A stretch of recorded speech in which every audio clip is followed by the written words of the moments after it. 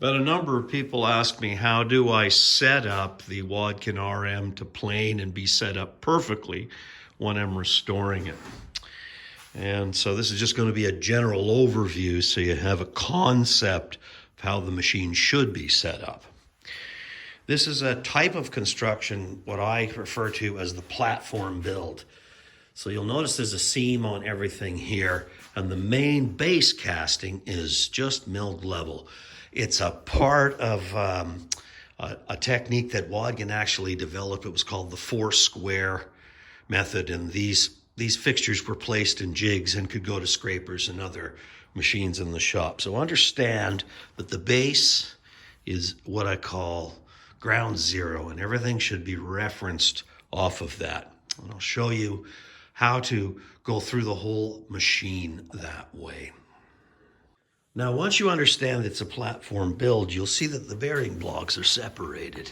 This casting is separated on that plane.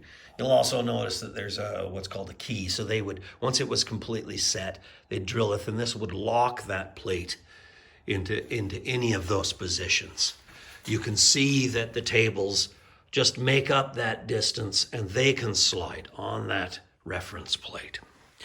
So the first thing you want to do is make sure that when you're setting the bearings is measure off of that base and set the head. In other words, I checked with dial indicators and I put shim stock in here. We're only talking 2 to 3 thou. I also had the head milled and could reference that off. So the first thing I did was set the head off that platform as accurately as possible. Okay, so the machine is a jointer and a planer. We set the whole thing up to the jointer. We then adjust the rise and fall tables here with shim stocks to come into that. I'm talking about 5 thou adjustments here. In some cases, no adjustments, okay? So that's what I'm referring to. If the tables are not coplanar after, and what we're going to do is we'd set a dial on this rear table and see if it's parallel and add shim stock accordingly. You would always add shim stock to the rear table because it never gets adjusted. You don't want to set it up to this. So you might go back and forth with the head and say, this is where the table is sitting without stock.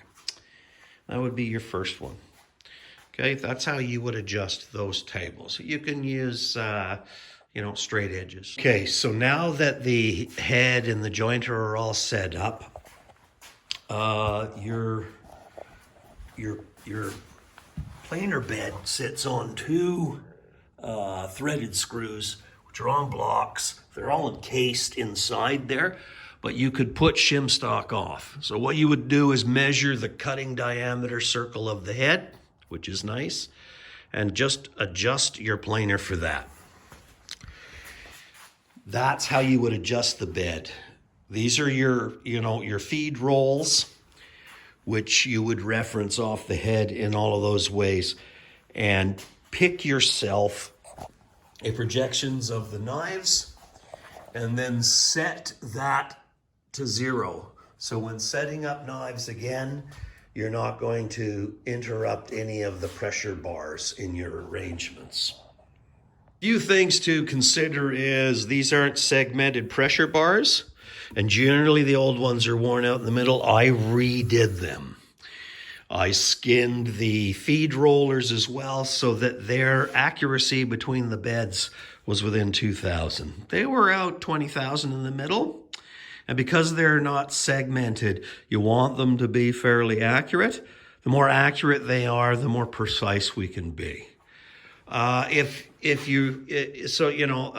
the manual shows you all the settings of those, so you can set those up pretty easy.